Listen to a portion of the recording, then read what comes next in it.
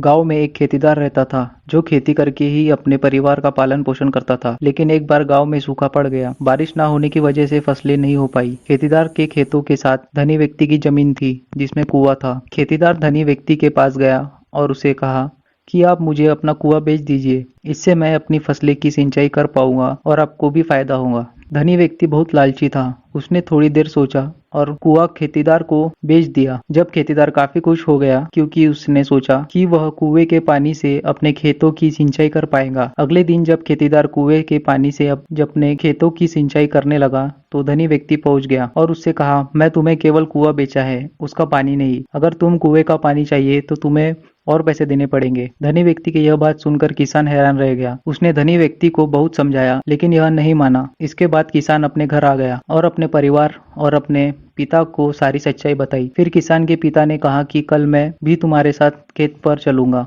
फिर अगले दिन खेतीदार अपने पिता के साथ खेत पर पहुंच गया। यहाँ धनी व्यक्ति पहले से ही मौजूद था। खेतीदार के पिता ने धनी व्यक्ति से कहा कि आपने हमें केवल कुआं बेचा है, इसका पानी नहीं। तो अब हम यह पानी नहीं चाहिए, आप अपना पानी निकाल लो, हमें सिर्फ कुआं दे दो। धनी व्यक्ति बोला, ऐसे कैसे हो सकता है? कुएं से पानी नहीं निकाला जा सकता। मैं जितना पानी निकालूंगा उतना पानी दोबारा कुएं में आ जाएगा। इसके बाद खेतीदार के पिता बोले, ठीक है, आपका पानी हमारे कुएं में है तो आप हमें इसका किराया दो। धनी व्यक्ति समझ गया कि खेतीदार का पिता बहुत चालाक है और उसे इससे फायदा नहीं नुकसान होगा, क्योंकि कुएं का पानी खत्म नहीं होगा और उससे ज्यादा पैसे देने पड़ेंगे। इसके बाद धनी व्यक्ति अपनी गलती मानकर वहां से चला गया।